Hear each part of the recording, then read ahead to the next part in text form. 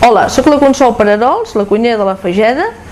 Fa unes quantes setmanes ja ens vàrem veure fent els brunyols al iogurt de la Fageda i avui us presentarem la coca de la Fageda que està feta amb l'ingredient estrella, que és el lliminer. L'acompanyarem també amb el gelat de la Fageda, que fa poc temps que està al mercat. Seguidament us expliquem els ingredients.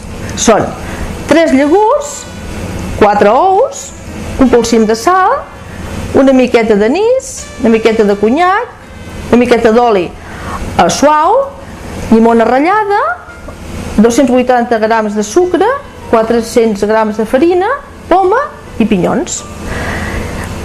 Començarem amb els 4 ous,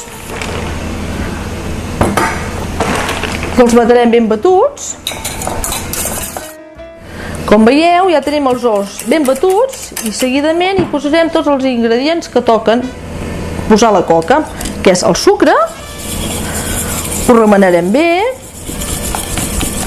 És molt important perquè el sucre s'ha de mig fondre. Ja seguirem posant l'oli suau, l'anís, que això dona un gust molt bo, el conyac, el polsim de sal,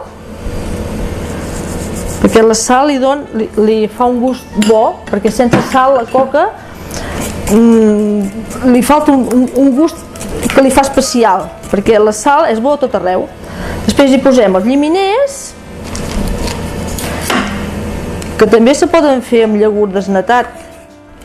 I amb el desnatat queda bo també, el que passa que se li nota que potser no tingui tanta consistència, perquè és normal si ha desnatat, i seguim remenant, perquè això és molt important. Veieu? Després hi posarem la farina, els 400 grams de farina, i aquí haurem de remenar suau perquè no se'ns caigui. Aquesta coca ja ho veureu que és molt i molt bona i és molt fàcil de fer. Quan la farina està mig barrejada se li posa el sobre del llevat en pols i seguim remenant. Es pot fer també amb la batedora elèctrica, però jo estic acostumada a fer-ho amb la manual, que va molt bé. Quan us sembli que això pugui estar ben remenat tot, no passa res si remeneu 2 minuts, 3 o 4, com més millor. Veieu? Jo diria que això ja està.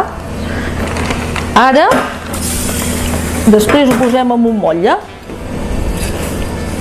Com veieu, ja tenim la coca ben remenada i afegirem la llimona ratllada, remenarem una miqueta més i seguidament ja la posarem al motlle que hem folrat de paper d'alumini, perquè d'aquesta manera no s'enganxa mai.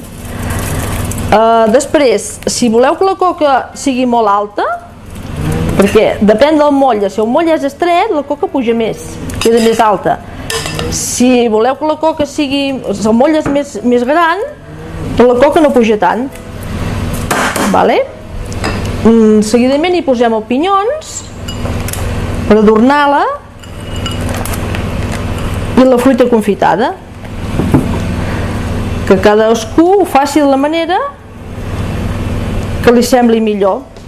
Això els nens també s'hi poden incorporar perquè això els agrada molt. Cireres, hi ha també taronja i això és meló.